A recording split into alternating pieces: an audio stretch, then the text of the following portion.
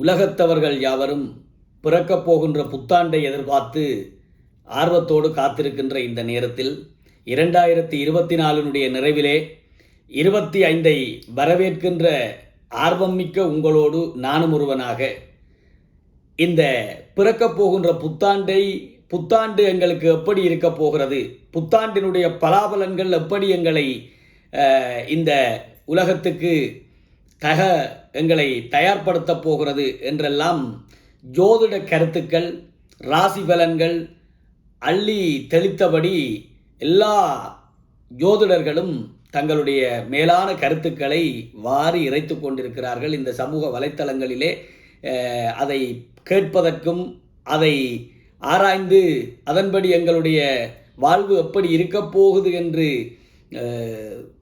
சிந்திப்பதற்கும் ஆர்வத்தோடு நாம் எல்லோரும் இருக்கிறோம். உண்மையில் இந்த நேரத்தில் என்னுடைய இந்த பதிவு எப்படி இருக்கப் போகிறது என்று கேட்டால், ஜோதிடம் என்பது உண்மையானதா? ஜோதிடத்தை நம்பலாமா, நம்பக்கூடாதா? ஜோதிடம் என்பது நீண்ட காலமாக எங்களுக்குள்ளே இருந்து வருகின்ற ஒரு கலைதானா, அல்லது சில காலங்களுக்குள்ளே எங்களுக்குள்ளே வந்து எங்களை ஏமாற்றுகின்ற ஒரு வித்தையா? இதிலே சொல்லுகின்றவற்றை நாங்கள் எவ்வளவு தூரம் எடுத்துக்கொள்ளலாம்? இது பரவலாக எல்லோரிடத்திலும் இருக்கக்கூடிய கேள்வி. இந்த கேள்விக்கு முக்கியமாக இந்த ஜோதிடத்தை நம்பலாமா, நம்பக்கூடாதா, ஜோதிடம் உண்மையா பொய்யா என்கின்ற இந்த கேள்விக்கு பாரதியார் பதில் சொல்கிறார். ஜோதிடம் தனை இகழ்.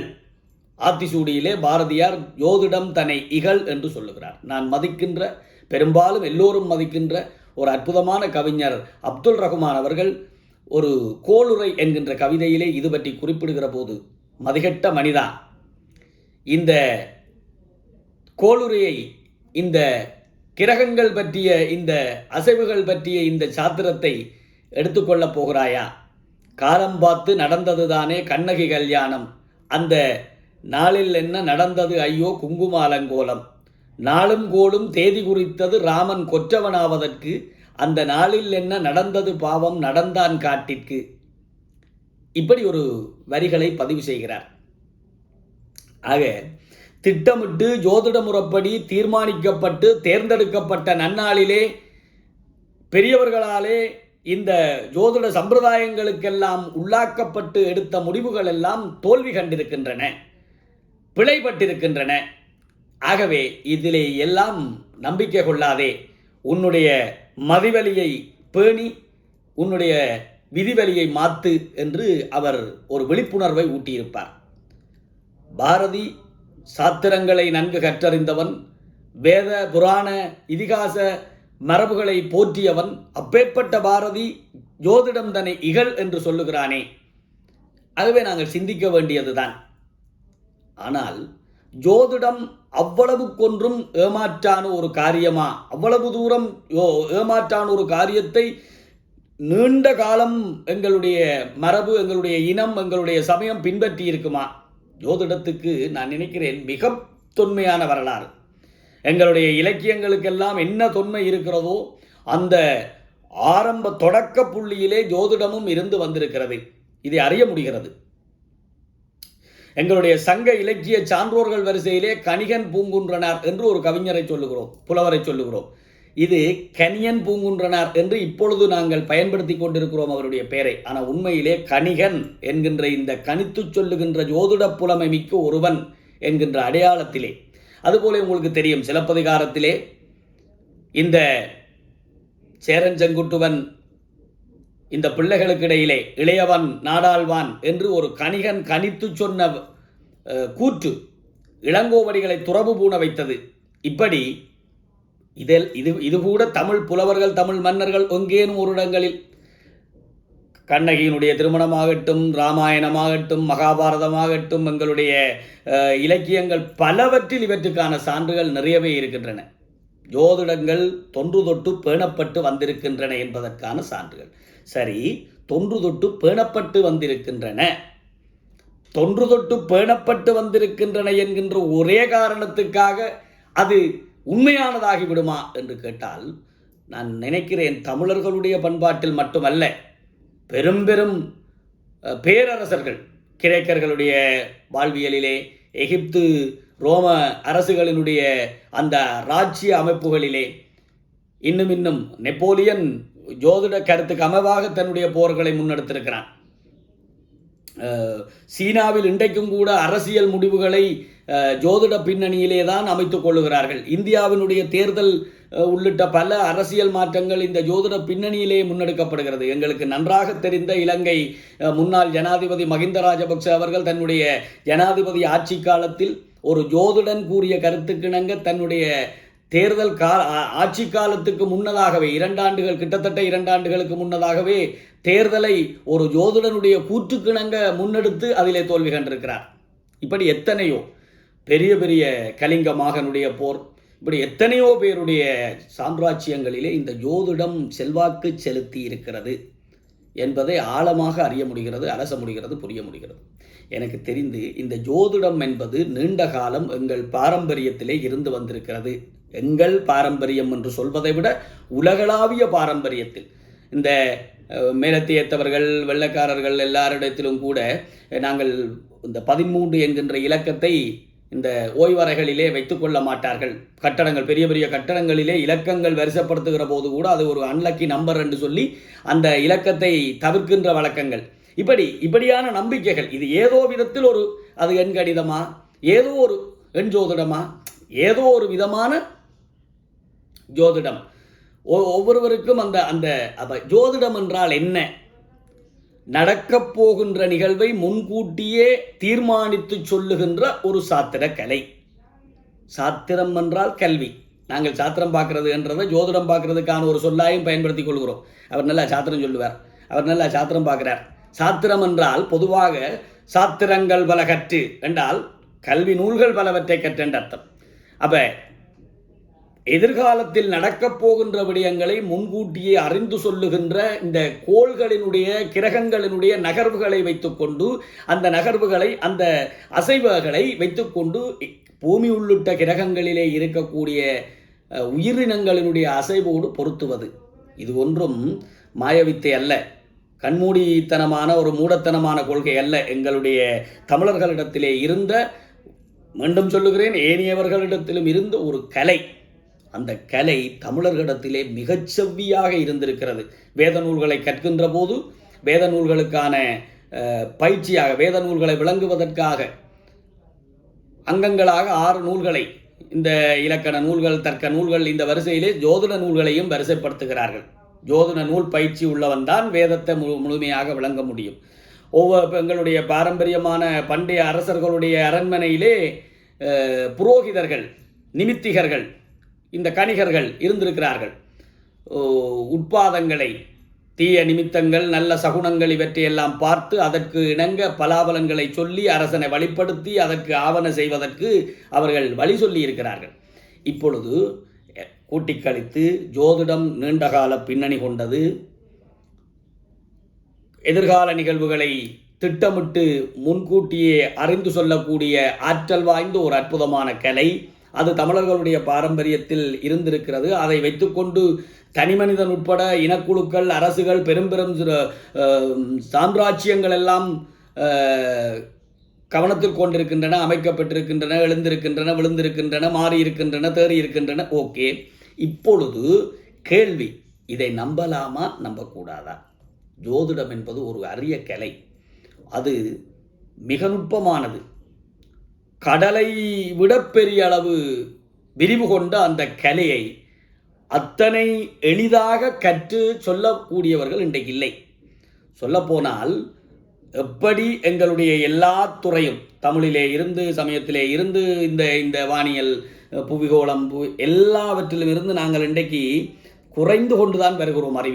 அறிவியலிலே வளர்ந்து கொண்டிருக்கிறோம் என்று சொல்லுவது என்பது என்னமோ ஒரு உண்மைக்கு புறம்பான செய்திதான், தேய்வுதான். தமிழிலே வள்ளுவன் காலத்து தமிழ் இன்றைக்கு இருக்கிறதா என்றால் இல்லை, கம்பன் காலத்து தமிழ் இருக்கிறதா என்றால் இல்லை, பாரதி காலத்து தமிழ் இருக்கிறதா என்றால் இல்லை.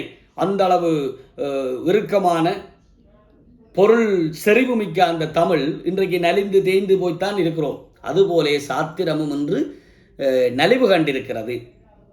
கணிதம் பொய்யல்ல, அதாவது ஜோதிடம் பொய்யல்ல, ஜோதிடத்தை கணித்து சொல்லுகின்ற ஜோதிடர்கள் அதாவது புரிந்துணர்வின்மையால், அவர்களுடைய புலமை குறைபாட்டால் இன்றைக்கு அவர்களுடைய கணிப்புகள் பிழைக்க காணலாம், பிழை கண்டிருக்கக்கூடும். அந்த பிழைகள் அவநம்பிக்கையான ஒரு சூழ்நிலையை உண்டு பண்ணியிருக்கிறது. ஆனால் நிச்சயமாக ஜோதிட கலை ஒரு ஒப்பற்ற உண்மையான ஒரு கலை. அதை இன்றைக்கு இருக்கக்கூடிய அதற்கு பல காரணங்கள் சொல்லுகிறார்கள். வியாபாரத்துறையாக எடுத்துக்கொண்ட பிறகு வருகிறவர்களை சந்தோஷப்படுத்தி, வருகிறவர்களுக்கு ஏற்ற விதத்தில் கொஞ்சம் அதிகமாகவே அவர்களை புகழ்ந்து சந்தோஷப்படுத்தி அனுப்பிவிடுகிற ஒரு வியாபார போக்கு இந்த ஜோதிடத்தை கேள்விக்குறியாக்கி கேலிக்குறியாக்கி இருக்கிறது. கேலிக்குரிய ஒரு நிலைக்கு கொண்டு வந்து விட்டிருக்கிறது. இன்னும் சொல்ல போனால் கிரக நிலை, நவாம்ச நிலை என்கின்ற ஒரு சில விஷயங்களை மட்டும் தெரிந்து கொண்டு விட்டு அதிலே இருக்கக்கூடிய எத்தனையோ நுண்ணிய கூறுகளை கவனிக்க தவறி அந்த புலமை குறைபாட்டினாலே இதிலே அவர்களாலே ஒரு சரியான தீர்வை, சரியான ஒரு தெளிவை சொல்ல முடியாதவர்களாக இருக்கிறார்கள். அதனால் ஜோதிடம் கேள்விக்குள்ளாகவும் கேலிக்குள்ளாகவும் ஆகி இருக்கிறது. இன்றைக்கு இது எல்லாம் வச்சுக்கொண்டு நீ என்ன சொல்ல போகிறாய், இப்படித்தான் இருக்கு என்று சொல்றது தான் உன்னுடைய வேலையா என்றால் இல்லை. ஜோதிடம் என்பது அரிய கலை. எதிர்காலத்திலே நடக்கப் போவதை முன்கூட்டியே அறிகின்றது என்பது ஒரு தேவை. சரி, ஓரளவுக்கு எதிர்காலத்தை நாங்கள் திட்டமிட்டு தீர்மானிப்பதற்கு உதவும். அதை அறிந்து என்னாக போகிறது என்று கேட்டால் சிலவற்றை அறிந்து கொள்ளலாம். ஆனால் அதை, அதாவது இன்றையிலிருந்து 10 நாள் உனக்கு இப்படி ஒரு ஆபத்து நேரப்போகிறது என்று சொன்னால் அதை தடுக்க முடியுமா என்றால் தடுக்க முடியாது. விதிக்கப்பட்டது விதி, விதி நடந்தே தீரும். அப்படி என்றால் நீ அறிந்தாலும் ஒன்றுதான், அறியாட்டிலும் ஒன்றுதான். சூப்பர் ஸ்டார் சொல்லுவது போல, சாகிற நாள் தெரிஞ்சு போனால் வாழ்கிற நாள் நரகமாயிரும். அப்படி எதிர்காலத்திலே ஒரு ஆபத்து வரப்போகிறது என்று அறிந்து நிகழ்காலத்தையும் அதிர்ச்சிக்குள்ளாக்கி திகைப்புக்குள்ளாக்கி கவலையோடு கழிப்பதை விட வருகின்ற ஆபத்தை அந்த கணத்தில் சந்திப்போம், அதுவரை அதை பற்றி சிந்திக்காமல் இருப்போம் என்கின்ற ஒரு போக்கும் நல்லது தானே. ஜோதிடத்தில் நாட்டமில்லாதவர்கள் இப்படி சில கேள்விகளை கேட்பார்கள். ஜோதிடத்திலே பரிகாரம் என்று ஒன்று சொல்லப்படுகிறதே, அப்ப நடக்க போகிற ஆபத்தை முன்கூட்டியே அறிந்தால் பரிகாரங்கள் மூலம் தடுத்து விடலாமே என்றால், ஜோதிடத்தை நன்கு உணர்ந்தவர்கள், வியாபாரமான ஒரு துறையாக இல்லாமல் அதை அற்புதமாக உள்ளவாறு எடுத்து சொல்லுகிறார்கள், ஜோதிடத்தில் இந்த பரிகாரம் என்கின்ற செய்தி பெரிதும் இருக்கவில்லை. பிற்காலத்திலே அது ஒரு வியாபாரமாக, தந்திரமாக, ஒரு உழைப்பு உண்டாக்குகிற வேலையாக நடந்திருக்கிறது. அப்படி பார்த்தால் இந்த கிரகங்களுக்கான அர்ச்சனை முறைமை, இந்த கிரகங்களுக்கு சாந்திப்படுத்துகின்ற நவக்கிரக கோமம் போன்றவை எல்லாம் அர்த்தமற்றவையா என்று கேட்டால், இந்த ஒரு விஷயத்துக்கு, அதாவது நான் எதிர்கொள்ள வேண்டிய ஆபத்தை நான் தான் எதிர்கொள்ள வேண்டும், அழுதும் பிள்ளை அவளே பெற வேண்டும், இதுதான் விதி கோட்பாட்டுக்கு சொல்லக்கூடிய ஒரு நல்ல தெளிவு. ஆனால் அதற்கு இப்போ உங்களுக்கு ஒரு ஆபத்து நேரப்போகிறது, அந்த ஆபத்தை எப்படி எதிர்கொள்ளலாம் என்றால், என்னுடைய பலத்தை ஒன்று திரட்டி சக்தியாலே வெல்லலாம், இறை நாட்டம் மிக்க வழிபாட்டினூடாக பக்தியாலே வெல்லலாம், இன்னும் கொஞ்சம் புத்திசாலித்தனமாக சிந்தித்து அதை தடுக்க முயன்று போனால் புத்தியாலே வெல்லலாம், சக்தியாலே, பக்தியாலே, புத்தியாலே வெல்லலாம் என்று நினைக்கிறோமே. இந்த மூன்றும் கூட சில வேளைகளில் தோற்று போகும். இந்த பரிகாரங்கள் ஓரளவுக்கு அதனுடைய தாக்கத்தை தடுத்து நிறுத்தி, அல்லது அந்த பரிகாரங்கள் அந்த துன்பத்தை எதிர்கொள்ளத்தக்க ஒரு திட சங்கற்பத்தை, திடகாத்திரத்தை எங்களுக்குள்ளே தரும் என்று பெரியோர்கள் நம்புகிறார்கள். மந்திரமும் தந்திரமும் மருந்துமாகி என்று சொல்லுவார்களே, மந்திரம் மட்டும் பிரச்சனைகளுக்கு தீர்வாகி விடாது, தந்திரம் கூட சில வேளைகளிலே ஒரு பிரச்சனைக்கு தீர்வாக அமையும். இந்த மகாபாரதத்திலே எத்தனையோ விதமான தந்திரங்களை நிகழ்த்தி காரியங்களை சாதித்திருப்பான் கிருஷ்ண பரமாத்மா. இப்படி நாங்கள் ஏதோ ஒன்று மருந்து, எனக்கு நோய் வந்தால் அது பிரார்த்தம், வினப்பயன், நான் மருந்து குடிக்க மாட்டேன் என்று இருக்கின்ற தைரியம் எத்தனை பேருக்கு இருக்கிறது? அல்லது அப்படி ஒரு தைரியத்தோடு ஒருவன் இருந்தால் அவனை முட்டாள் என்று சொல்லுகின்ற உலகமும் இருக்கத்தானே செய்கிறது. எனவே மந்திரமும் தந்திரமும் மருந்துமாகி என்று ஏதோ ஒரு விதத்தில் ஒரு பரிகாரம் என்று ஒன்றை நாங்கள் தேடுவது என்பது தவறானதல்ல. இந்த ஜோதிடத்தை எப்படி எடுத்துக்கொள்ள வேண்டும் என்று பிறக்கப் போகின்ற புத்தாண்டு பலன்களை அறியத் துடிக்கின்ற உங்களுக்கு நான் சொல்லக்கூடிய பணிவான செய்தி, தெய்வத்தை நம்புங்கள், நடக்கப் போபவை நல்லவையாக நடக்க வேண்டும் என்கின்ற தன்னம்பிக்கையோடு இருங்கள். இந்த புத்தாண்டு பலன்கள் மிக நன்றாக அமையப் போகிறது, என் முயற்சியை கைவிட்டு விடுவோம் என்று சொந்து இருந்தாலும் நாங்கள் வீணாகி போய்விடுவோம். எனக்கு பேராபத்து வந்துவிட்டதே, நான் எப்படி இதிலிருந்து தப்பிக்கப் போகிறேன் என்று திகைத்து போய் எங்களுடைய அவநம்பிக்கைக்கு ஆளானாலும் நாங்கள் வாழ்வை தொலைத்தவர்களாகி விடுவோம். எனவே ஜோதிடம் என்பது அருங்கலையாக இருந்தாலும் அதன் அர்த்தத்தை, அதன் வீரியத்தை, அதன் உன்னதத்தை உணர்ந்து சொல்லக்கூடிய வல்லுநர்கள் இன்றைக்கு இல்லை என்கின்ற அளவில் அவர்கள் மீதான சந்தேகமும் உங்களுடைய புத்தியிலே பதிவாகினால்தான் அதற்கு அதிக முக்கியத்துவம் கொடுக்காமல் ஒரு பத்திரிகை செய்தியை கேட்பது போல ஓரளவுக்கு அதிலே கேட்டுவிட்டு அல்லது அதை கடந்து விடுவதுதான் நல்லது என்கின்ற பதிவை இன்றைக்கு உங்களோடு பகிர்ந்து கொள்ள வேண்டும் என்று நினைத்து பதிவாக்க நினைத்தேன். இந்த தெளிவை பலருக்கும் சென்று சேர்ப்பியுங்கள். பிறக்கப் போகின்ற புத்தாண்டு உங்களுக்கும் எனக்கும் எல்லோருக்கும் நல்லதாக அமைய எல்லாம் வல்ல இறைவன் துணை நல்க வேண்டும் என்று கேட்டு கம்பனேசன் என்கின்ற இந்த யூடியூப்பில் மீண்டும் ஒரு நல்ல பதிவோடு உங்களை சந்திக்கும் வரை உங்களிடமிருந்து விடைபெறுகிறேன். சாதனை செய்க பராசக்தி, சாதனை செய்க. நன்றி, வணக்கம்.